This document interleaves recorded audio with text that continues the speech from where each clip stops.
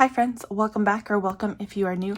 My name's Yureli. Today I'm going to be doing my budget for the first paycheck of August, which will be on Friday, August 5th. So let's go ahead and open up here. If you missed it, on Monday I went live and I set up my budget for the month of August and I went over my goals for August. So just to briefly recap, our goals for August are to put $1,300 towards our house savings. Last month our goal was $2,500 and we got up to $2,600. This month is only four paydays this month. Last month was 5, that's why I was able to do more. But this month is 4 paychecks plus.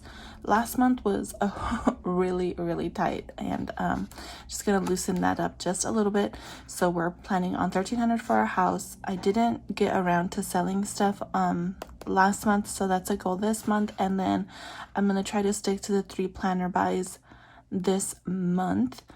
There are a couple of releases happening this month that I am looking forward to, but I just need to limit that down to 3 planner purchases. I still need to buy my kit for September, so that's going to be 1. So really, I'm down to 1. I'm down to 1 purchase for planners because I already paid for my Simply Gilded subscription. I need to buy a September kit, so I'm down to 1 purchase. So there's that. And then here is the budget for the month of August. My cute washi here, my kit here is from Lupita's Sticky Shop.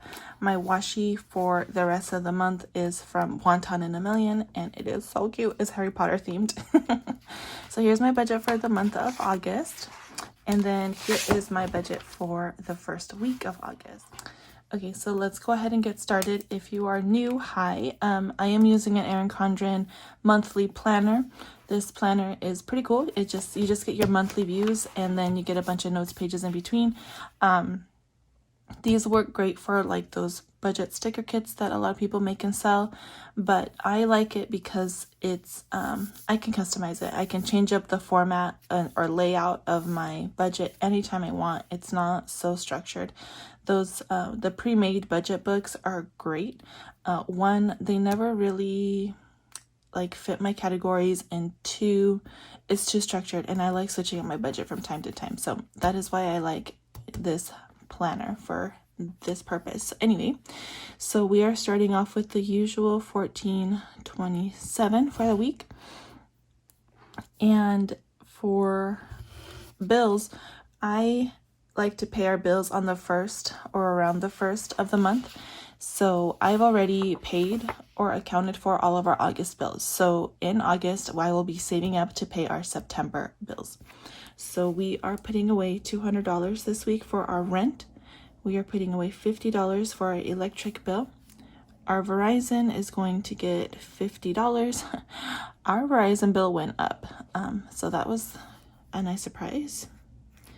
Our Safeco is our auto and renters insurance. Our debt and miscellaneous is just debt and all of the other small miscellaneous bills. Our bills buffer is not going to get anything this week. So let's add this up. So we are putting away $420 this week for our bills in September.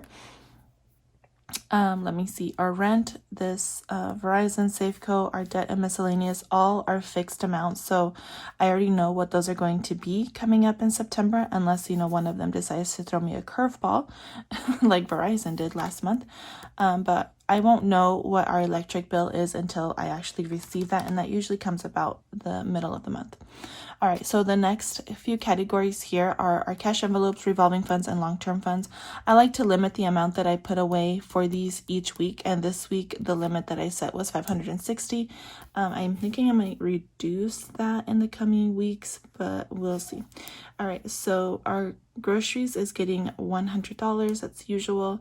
Everything is getting its usual amount. So $15 for my husband, $15 for my son, $15 for dates. Gas is getting $60. Childcare, $200 next week. And I'm getting $15. Our his and hers miscellaneous is getting $15. Our buffer is going to get $30. And the scratch off last week revealed that we are putting away $30. So if I add this up,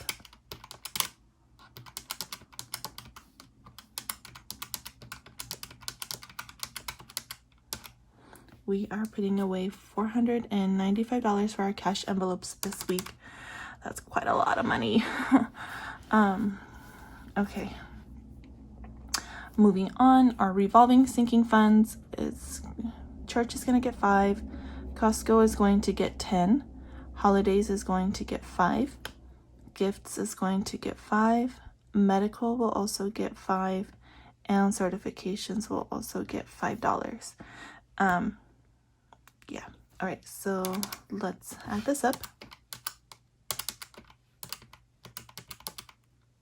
So we are putting away $35 in our revolving sinking funds. Moving on to our long-term sinking funds, Christmas this week is going to get $5. Anniversary is going to get $5. Our moving envelope is going to get $5. Our Prime membership is going to get $5. And my son's birthday is going to get $10. House things is not going to get anything. So adding this up, we got $5, $10, $15, $20, $30 going away to our long-term sinking funds. And just so you know what I'm talking about, so if I add up $495 plus $35 plus $30, you see that I've limited these 3 categories to $560. So that is that for that portion. So now if I take the starting amount, subtract the amount that's going away to bills, subtract the amount that is going to cash envelopes, revolving funds, and long-term funds, we are left with $447, which means I'll be putting away $400 for our house savings minus $400. So $47 this week is going into our emergency fund. Our emergency fund. So now if I subtract that, we are left with $0. We like to have a zero-based budget over here, meaning that every dollar that comes in, we give it a job. That just seems to work for us. I don't know how, I need to show you because I was thinking about our emergency fund and how it's got a lot of responsibilities right now for us, because I've combined a lot of, I used to have way more sinking funds than this, but I've gotten rid of them and put it all towards the emergency fund, because we're looking to buy a house soon, and part of that is going to involve us keeping a reserve. So I want to make sure that there's one account, because I do have separate accounts for all of these. So I wanted it all on one account. So right now, if something were to happen for our car, knock on wood, please, I'm praying to the car gods, I don't want anything to happen to our car. It's coming out of our emergency fund, when before I used to have a designated car maintenance envelope. So but with that being said, even though there's a lot of things that would come out of the emergency fund if they were to happen, there are other things, there are other accounts, other little pots of money that we have that I would dip into before even touching the emergency fund. For example, our buffer account usually is at $1,000. I say usually because we've had to dip into it. Plus, I just spent $520 on formula for our son. We talked about not getting formula for him anymore, since our pediatrician told us that he didn't need to be on formula anymore. But old habits die hard, so my husband and I decided to buy one more case of formula and then just wean him off towards the end of that. But we'll see how we feel when we've reached the end of that case. So I've dipped into not only our buffer, but our medical was our backup buffer. Because this money that we had saved in this medical fund was money that we saved up while I was pregnant for our son, for anything that had to do with any of my appointments, birth and delivery, everything.